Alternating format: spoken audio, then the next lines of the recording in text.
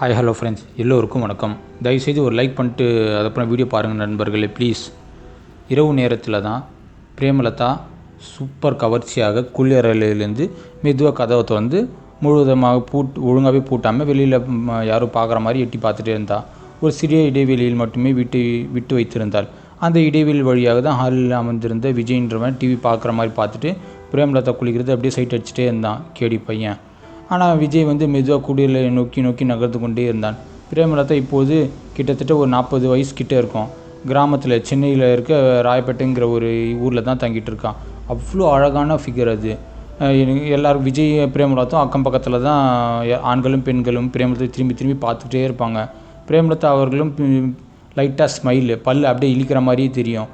உள்ளுக்குள்ளே அந்த பார்வை பிரேமலதாவுக்கு ஒரு விதமான உணர்ச்சி, சந்தோஷம் எல்லாமே கொடுக்கும். இன்னும் கிட்டத்தட்ட ஒரு சின்ன வயசு தானே, விர்ஜின் பொண்ணுன்னு கண்ணி கழியாத பொண்ணுனால அந்த மாதிரி அதுக்கும் கொஞ்சம் ஆசைபாசம் இருக்கும்ல பிரேமலதாவுக்கு. அதனால் யார் பார்த்து சிரித்தாலும் இது பதிலுக்கும் சிரிச்சிட்டே தான் இருக்கும். மனதில் நீண்ட நேரமாக எதிர்க்கும் கொண்டு இருந்தது. பிரேமலதா வீட்டில் இப்போது அவளது கணவரின் தம்பியான விஜய் மட்டுமே தங்கியிருந்தாள். ஏன்னா அவன் கணவர் உடல்நலக்குறைவால் ஹார்ட் அட்டாக் இறந்துட்டார். பார்க்குறது சின்ன பசங்க தான், கல்யாணம் ஆகி ஒரு வருஷத்துலேயே ஒன்றும் அனுபவிக்கவே இல்லை. அந்த டைம் சீக்கிரமாகவே இறந்துட்டார். விஜய் தான் நம்ம பிரேமலதாவுக்கு அண்ணியாக இருக்காங்க. இப்படிப்பட்ட உணர்வு வரும் பிரேமலதாவுக்கு ஒருபோதும் எதிர்பார்ப்பதில்லை. கடந்த 4-5 மாதத்துக்கு முன்னாடி தான் வீட்டில் நடந்த சம்பவங்கள் யாராலும் கனவில் கூட நினைத்து பார்க்கவே முடியாத மாதிரி இருக்கிறது. பிரேமலதா ஒரு கணவர் பேர் தான் மணி. அதான் நான் சொன்னல, சாலை விபத்தில் ஹார்ட் அட்டாக்கில் அப்படியே இறந்துட்டார். பிரேமலதா மாமனார் மாமியார் யாருமே இல்லை, இப்போ அனாதையாக தான் இருக்குது. இவங்க 2 பேர் விஜயும் இவங்க மட்டும்தான் தனியாக அந்த வீட்டிலே இருக்காங்க.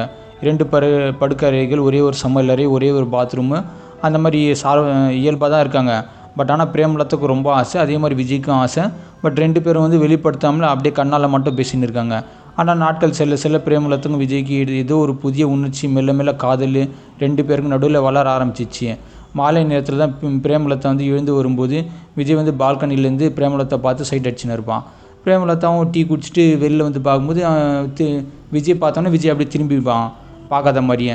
விஜய்கள் கண்கள் மட்டும்தான் 2 பேருக்கு நடுவில் பேசிகிட்டே இருக்கோம்.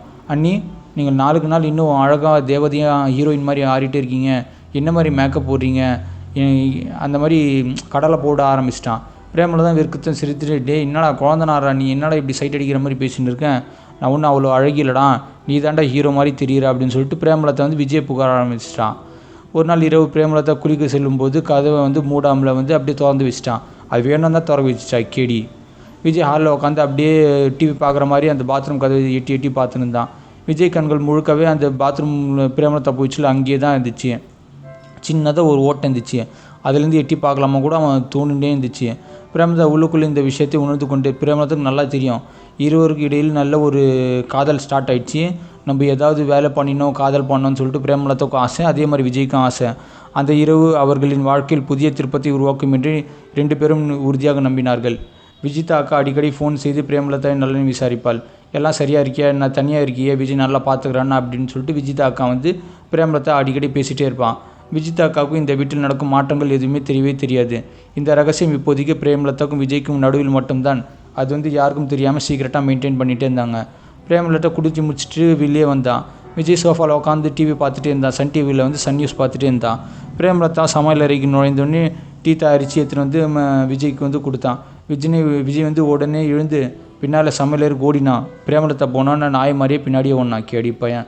எப்படா சான்ஸ் கொண்டோம், எப்படா ஏதாவது காதல் பண்ணலான்னு சொல்லிட்டு தான் பார்த்துட்டே இருக்கான் விஜய்.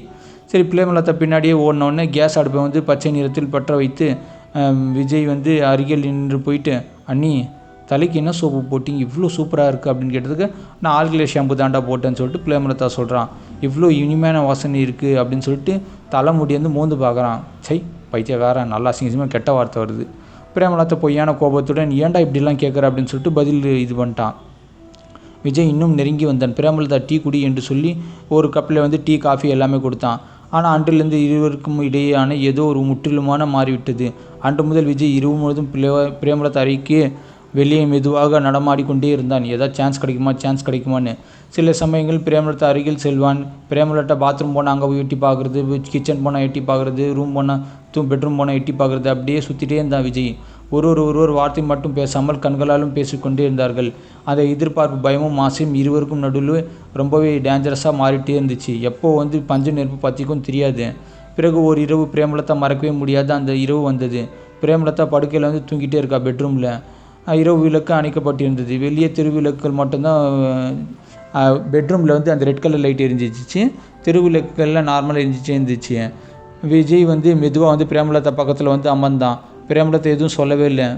விஜய் பிரேமலதா காதருகில் மெல்லிய குரல், அண்ணி, நான் உங்களை ஒருபோதும் ஒரு அண்ணியாக நினச்சதே இல்லை. நீங்கள் என்னோடய லவ்வர் மாதிரி இருக்கீங்க. என்னோடய மனைவி, என்னோடய க்ரஷ்ஷு, என்னோட காதலி நீ தான் அப்படின்னு சொல்லிட்டு காதலில் சொல்லிகிட்டே இருந்தான். பிரேமலதா அப்படியே ஷாக் ஆகி அப்படியே கண்டுக்காமல் இருந்தான். அவள் எதுவும் பேசவே இல்லை.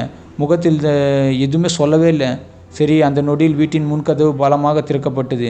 வெளியே நின்றிருந்த பிரேமலதாவின் நாத்தனார், அதாவது விஜயின் தங்கை விஜிதா வந்து இருந்தாங்க. விஜிதா கடந்த 2 நாட்களாக பிறந்து வந்திருக்கிறார். விஜிதாவின் கையில் மொபைல் இருந்தது. அதில் ரெக்கார்டிங் ஓடிக்கொண்டிருந்தது. விஜிதா எல்லாவற்றையும் பார்த்து விட்டாள். அடப்பாவி, இந்த நாயங்க 2 பேரும் ஏதோ ஜல்சா பண்ணின்னு இருக்கான்னு சொல்லிட்டு விஜிதா எல்லாத்தையும் வீடியோ ரெக்கார்ட் பண்ணிட்டான். விஜிதா உடனே ஊரை கூட்டினான். அடுத்து 2-3 மணி நேரத்தில் ஊர் மக்கள் எல்லாமே கிட்ட வந்துட்டாங்க. ஊர் மக்கள் எல்லாமே பிரேமலதா குலைத்து கெடுத்து விட்டால், விதவை பேராசிரிக்காரி, உன் காதலுக்கு அந்த பையனை, சின்ன பையனை இப்படி விளையாடுறிய உன் வாழ்க்கையில் அப்படின்னு திட்ட ஆரம்பிச்சிட்டாங்க. விஜய் முழு நேரமும் அமைதியாக நின்று கொண்டே இருந்தான். பிரேமலதா வீட்டிலிருந்து வெளியேற்றப்பட்டாள். அவளது பொருட்கள் எல்லாமே தூக்கி வெளில விசாரிச்சிட்டாங்க. தூக்கி வீசினோடனே பிரேமலதா ஒரு ஆட்டோவில் ஏறி யாருக்கும் தெரியாத மாதிரி சென்னைக்கு ஒரு தனியாருக்குள்ளே ஈசிஆர் ரோட்டில் இறங்கிட்டான். பிரேமலதா அங்கு ஒரு சிறிய வாடகை அறையை எடுத்துக்கொண்டாள். ஈசிஆர் ரோட்லேயே இரவு பகலும் அழுது கொண்டே இருந்தாள். சாப்பிடுவதும் கூட நிறுத்திவிட்டாள். ஏன்னா நான் ஒன்றுமே பண்ணல, அவன் விஜய் கூட இருந்தது ஒரு சின்ன சந்தோஷம், அதுக்கு இந்த ஊர் மக்கள் என்னை தொத்திட்டாங்கன்னு சொல்லிட்டு அழுக வேற. விஜயும் எங்கும் காணவில்லை. அவன் ஃபோனையும் எடுப்பதில்லை. விஜய் பயந்து ஒளிந்து கொண்டான் என்று பிரேமலதா நினைத்தாள். பிறகு ஒரு நாள் அறை கதவை தட்டும் சத்தம் கேட்டது. பிரேமலதா கண்ணீருடன் கதவை திறந்து பார்த்தால் எதிரில் நம்ம ஹீரோ விஜய் தான் நிற்கிறான். அவன் கையில் ஒரு லேப்டாப் இருந்தது. கண்களில் சிவந்திருந்தனர். விஜய் முழுங்காலிட்டு அமர்ந்து, அண்ணி, இப்பொழுது முழு உண்மையும் உங்ககிட்ட நான் சொல்ல தயவுசெய்து கேளுங்க, அழகு முதல்ல நிறுத்துங்க அப்படின்னு சொல்லிட்டு விஜய் எல்லா விஷயம் சொல்ல ஆரம்பித்தான். பிரேமலதா அழுது கொண்டிருக்கிறாள். விஜய் லேப்டாப்பை பிரேமலதா கையில் கொடுத்து, இதை பாருங்கள், எல்லாமே நம்மளுக்கு புரியும்னு சொல்லிட்டு பிரேமலதா லேப்டாப்பை திறந்தாள். அதில் பிரேமலதா எல்லா வீடியோக்களும் இருந்தது. பிரேமலதா அதிர்ச்சியில் உறைந்து போனாள். இதை நீயே எடுத்தாயா என்று கேட்டாள். விஜய் அமைதி, ஆமாம், நான் தான் எடுத்தேன். பிரேமலதா விஜய் மிக அருகில் சென்றபோது சரியான அந்த நேரத்தில் கதவை திறக்கும்படி விஜய் தான் விஜிதாவிடம் பணம் கொடுத்து ஏற்பாடு செய்திருந்தாள் என்று விஜய் சொன்னான். எல்லாம் ஒரு திட்டம்தான் அண்ணி, எல்லாமே ஒரு திட்டம் தீட்டி விஜிதா நம்மளை தப்பான விஷயத்தில் மாட்டி விட்டான். பிரேமலதா அதிர்ச்சியில் விஜயின் சட்டையை பிடித்து இழுத்தாள். ஏன்டா இப்படி நீயும் விஜிதாவும் சேர்ந்து என்ன என் வாழ்க்கை சீரழிச்சிட்டீங்க அப்படின்னு சொல்லிட்டு பிரேமலதா அழ ஆரம்பிச்சிட்டான். விஜய் அழத் தொடங்கினான். ஏனென்றால் உங்கள் உயிருக்கு பெரும் ஆபத்து இருக்கிறது அண்ணி, அது உங்களுக்கு தெரியாது. அந்த பழைய காதலன் தான் ராகவன் உங்களை கொல்ல சதி பண்ணியிருக்கான். உங்களை காப்பாற்றுறதுக்கு தான் நான் இதெல்லாம் பண்ணேன். உங்கள் எக்ஸ் எல்லாமே பிளான் பண்ணியிருக்கான் உங்களை போட்டு தரலான்னு சொல்லிட்டு அப்படின்னு சொல்லின்னு இருக்கான். அண்ணன் மணிக்கு விபத்து ஏற்பட்டது கூட தானாக நடக்கலை. உங்கள் எக்ஸ் பாய் ஃப்ரெண்ட் ராகவ தான் உங்களை கொலை பண்ணியிருக்கான். இல்லைனா இப்போ உங்களை நெக்ஸ்ட்டு தான் போட்டு தரலான்னு இருக்கான். உங்களை காப்பாற்றுறதுக்கு நான் இதெல்லாம் பண்ணுறேன். கடந்த 1 வருஷமாக ராகவ் உங்களை தொடர்ந்து கண்காணிச்சிட்டே வந்துன்னு இருக்கான். நானும் ராகவ் மெசேஜ்லாம் பண்ணேன். இப்போது பிரேமலதா என்னுடையவள். இந்த வீடியோவை பார். உன் உயிர் உனக்கு முக்கியம் என்றால் இப்போதே இந்த ஊரை விட்டு மறைந்து விடு என்று என்னையும் எச்சரித்தான். ராகவ் வீடியோக்களை பார்த்து பயந்து போனான். இன்று அவன் மலேசியாவில் ஓடிவிட்டான். மீண்டும் இங்கே வர கிட்டத்தட்ட ஒருபோதும் அவன் வரவே மாட்டான். வந்த போலீஸ்கிட்ட நம்ம பிடிச்சி குத்துடலாம். இந்த உண்மை கேட்டதும் பிரேமலதா அஜித்தில் உறைந்து போனான். ஏடா, காலேஜில் படிக்கும் போதாண்டா நான் அவனை லவ் பண்ணேன். என்னடா இப்போ கூட அவன் தொடர்ந்து என்னை வந்துட்டே இருக்கானடா. அண்ணி, இது உண்மையான உங்களிடம் ஒருபோதும் சொல்லக்கூடாது என்று தான் நான் நினச்சிட்டே இருந்தேன். ஆனால் உங்களை பாதுகாப்பதுக்கு எனக்கு வேறு வழி தெரில. அதனால தான் எல்லாத்தையும் உங்கள் லேப்டாப்பில் ரெக்கார்ட் பண்ணிட்டு உங்கள்கிட்ட காமிச்சேன். நீங்கள் என்னை எப்போதும் வெறுத்து விட்டு அதீர்கள் என்று எதிர்பார்க்கிறேன். ஆனால் நீங்கள் உயிரோடு இருப்பீர்கள் அல்லவா என்று பிரேமலதா எதுவும் பேசாமல் அப்படியே செல்ல போய் நின்ட்டான். என்னடா, நம்ம வீட்டில் நடக்கிறது எல்லா பிரச்சனைக்கும் என் எக்ஸ் பாய் ஃப்ரெண்ட் ராகவ் தான் காரணமா? அவள் விஜயை இறுக்கமாய் கட்டி பிடித்து தாரையாக அழ ஆரம்பித்து விட்டாள். அன்று இரவு முழுவதும் இருவரும் அழுது கொண்டே இருந்தார்கள். ஆனால் இந்த முறை அது மகிழ்ச்சி கண்ணீராக இருந்தது. இன்று பிரேமலதா விஜய் மீண்டும் அதே வீட்டில் ஒன்றாக வாழத் தொடங்கிவிட்டார்கள். லைட்டாக விளையாட்டும் கூட. வெளி உலகம் இன்னும் பிரேமலதாவை தவறாக தான் பார்க்கிறது. ஆனால் பிரேமலதா விஜய்க்கு அதை பற்றி எந்த கவலையும் இல்லை. யார் எதை வேணாலும் நினச்சிக்கிட்டு போயிட்டோம். நான் விஜய் கூட சந்தோஷமாக நல்ல அன்பாக காதல் பண்ணிட்டு தான் இருக்கேன். அதுதான் உண்மை. ஊர் உலகம் ஏதாவது பேசிட்டு போட்டோம் அப்படின்னு சொல்லிட்டு பிரேமலதா மனசுக்குள்ளே நினச்சிட்டான். பிரேமலதாவும் விஜயின் முகத்தை பார்த்து கொண்டு அழ ஆரம்பிச்சிட்டே இருந்தான். விஜய் பிரேமலதாவின் காதில் அருகில் சென்று மெதுவாக சொன்னால், அண்ணி, இன்னும் ஒரு கடைசி உண்மை மட்டும் உங்ககிட்ட சொல்ல பாக்கி இருக்குது. எல்லா உண்மையும் ரெக்கார்ட் பண்ணி உங்ககிட்ட காமிட்டேன். அதை கேட்ட பிறகு நீங்கள் விரும்பினால் எல்லாமே உங்களுக்கு தெளிவாயிடும். உங்கள் மனசில் இருக்க பாரெல்லாம் குறைஞ்சிடும் அப்படின்னு சொல்லிட்டு விஜய் சொன்னான். சரி, பிரேமலதாவும் கேட்டான், என்னடா எத்தனை உண்மை தானடா நீ மறைச்சி வச்சிருக்க, எல்லாத்தையும் சொல்கிற அப்படின்னு கேட்டேன். விஜய் கண்கள் இன்னும் ஈரமாக இருந்தது. ஆனால் இப்போது அவற்றில் பயம் தெரிந்துவிட்டது. பிரேமலதா, இன்னும் என்ன பாக்கி இருக்குதுடா, தயவுசெய்து சொல்கிறான். எத்தனை சஸ்பென்ஸ் தான்டா நீ எனக்கு கொடுப்ப அப்படின்னு சொல்லிட்டு அழுதுகிட்டே இருந்துச்சு பிரேமலதா. விஜய் தரையில் அமர்ந்து கைகள் கூப்பிட்டு கொண்டு சொன்னான், அண்ணி, அண்ணன் மணியை உங்கள் பழைய காதலன் ராகவ் வந்து கொலை செய்யல அண்ணி. என்னடா சொல்கிற, இப்போது அவன் தானடா எக்ஸ் பாய் ஃப்ரெண்ட் தானே கொலை பண்ணான்னு சொல்கிறேன், என்னடா நீ சொல்கிறேன்னு சொல்லிட்டு ஹார்ட் பீட் அடிக்க ஆரம்பிச்சிச்சு. எனக்கு ஹார்ட் அட்டாக் வந்துடும், நான் செத்துருவான்டா அப்படின்னு சொல்லிட்டு பிரேமலதா சொல்ல ஆரம்பிச்சிச்சு. அவள் பின் வாங்கிட்டாள். அவளது முதுகு சுவரில் மோதியது. விஜய் அழுது கொண்டே தொடர்ந்து சொன்னான், 3 வருஷத்துக்கு முன்னாடி தான் அண்ணா உயிரோடு இருந்தப்போ எனக்கு வெறும் 21 வயசு தான் இருந்துச்சு.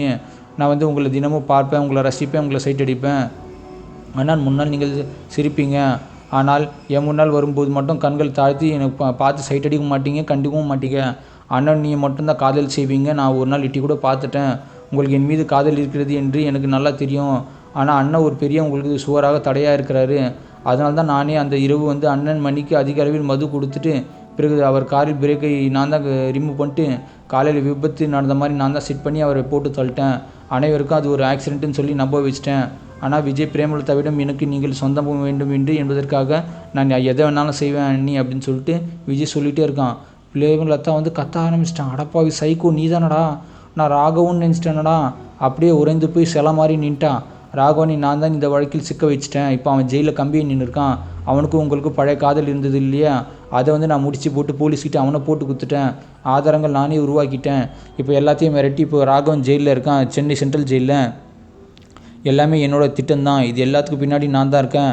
நான் தான் கடந்த 7 மாதமாக எல்லா ஸ்கெட்சு போட்டு வீடியோ போட்டு எல்லாமே எடுத்தது நான் தான்.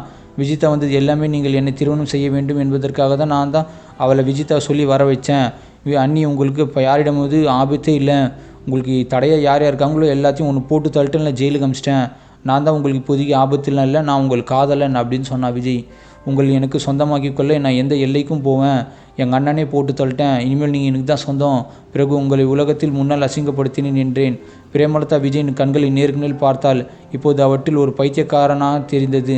பிரேமலதா மெதுவாக கேட்டால். விஜய் எழுந்து நின்றாள். பிரேமலதா மிக அருகில் சென்று, இப்போதில் நீங்கள் என்னுடையவர்.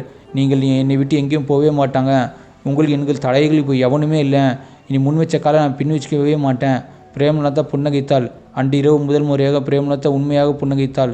பிறகு பிரேமலதா தன் போனை எடுத்தாள். கடந்த 15 நிமிஷமாக அதில் ரெக்கார்டிங் எல்லாமே ஓடிக்கொண்டுச்சு.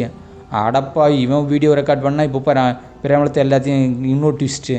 விஜயின் அனைத்து ஒப்புதல் வாக்குமூலம் அவனுக்கே தெரியாமல் இது எல்லாத்தையும் ஃபோனில் ரெக்கார்ட் செய்து விட்டால் பிரேமலதா. பிரேமலதா ஃபோனை விஜயிடம் நீட்டி சொன்னாள். டேய், நீ உன்னை மறந்துட்டடா.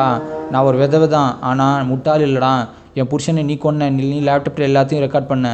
அப்பயே எனக்கு சந்தேகம் வந்துச்சு. அதனால தான் நான் போலீஸ்கிட்ட எல்லாத்தையும் இது பண்ணிட்டேன். நான் பேசினது எல்லாமே போலீஸ் வந்து இப்போ லைவில் கேட்டுன்னு தான் இருக்காரு. எல்லாம் ரெக்கார்டட் தான்டா. வெளியே வண்டி நிற்குது, இன்ஸ்பெக்டர் துரை நிற்கிறாரு அப்படின்னு சொன்னாங்க. சரியாக அந்த நேரத்தில் கதவை தட்டினர் எஸ்ஐ போலீஸு.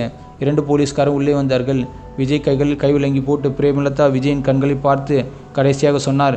என்னை நீ திருமணம் செய்து கொள்வதற்காக என் கணவர் மணியை கொலை பண்ணிட்டு கொடகால பாவிடா நீ. ஆனால் உனக்கு கண்டிப்பாக தூக்கு தண்டனை தான் கிடைக்கும். வேஸ்ட்டாக என் புருஷனும் கொல்லிட்டேன், என் எக்ஸையும் கொலை பண்ணி ஜெயிலில் போட்டுடான். இப்போதைக்கு நான் உண்மையாக சுதந்திரமாக என்னை வாழ முடியும். விஜய் ஏதாவது பேசுவதற்கு முன்பே போலீஸார் அவனை கழுத்தில் அடித்து கைவிலங்கி மாட்டிட்டு இழுத்துட்டு போயிட்டாரு. இன்று பிரேமலதா ரொம்பவே தனியாக இருக்கார். ஆனால் உண்மையிலே சுதந்திரமாக பறவையாக இப்போ தான் அவளுக்கு கிடச்சிச்சு. உலகமே இன்று பிரேமலதா தவறாக நினைக்குது. ஆனால் இப்போ தான் பிரேமலதாவுக்கு கரெக்டான என் கணவரை கொண்டவனை கரெக்டான போலீஸில் பிடிச்சிக்கிட்டேன்னு ஒரு சந்தோஷம். இப்போது வந்து உண்மையான ஒவ்வொருத்தரோட உண்மையான முகம் இப்போ தான் அவளுக்கு வெளியே வருது.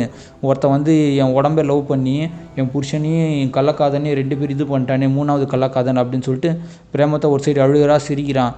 நண்பர்கள், இந்த கதையிலேருந்து நம்ம என்ன கற்றுக்கொள்ளணும்னா, அடுத்தவர் மனையும் ஆசைப்படலாம், அவன் இல்லாத போது ஆசைப்படலாம், பட் இருக்கிற போது அவனை போட்டு தள்ளிட்டு நம்ம அடையணும்னு சொல்லிட்டு ரொம்ப பெரிய தப்பு. நமது வாழ்க்கையை அழிஞ்சிடும். ஆசை அழுவதற்கு முக்கியமான காரணம் இன்று பிரேமலக் நடந்தது வெறும் கதை மட்டும் இல்லை, அது நம்ம வாழ்க்கையும் நாளைக்கு நடக்க சான்சஸ் இருக்குது. இது சில சமயங்களில் நம்மளுக்கு ரொம்பவே கஷ்டத்தை ஏற்படுத்தும். அதனால் எப்போதும் கண்களை திறந்து வைத்து கொண்டு பார்த்துட்டே இருக்குங்க. யாருமே சந்தேகப்படலாம், தப்பு இல்லை. பொண்டாட்டியோ அண்ணனோ தங்கச்சி யாருமே சந்தேகப்படலாம். இந்த கதையை உங்களுக்கு பிடித்திருந்தால் தயவுசெய்து இந்த வீடியோவை லைக் பண்ணி ஷேர் பண்ணி சப்ஸ்கிரைப் பண்ணிவிட்டு உங்கள் ஃப்ரெண்ட்ஸ் எல்லாருக்கும் அனுப்புங்க. இது ஒரு வாழ்க்கையில் நடந்த உண்மையான சம்பவம். என் ஃப்ரெண்டு எங்கள் வீட்டு பக்கத்தில் நடந்த சென்னை ராயபுரத்தில். அதுதான் நான் எல்லாருக்கும் ஷேர் பண்ணியிருக்கேன். நன்றி, வணக்கம்.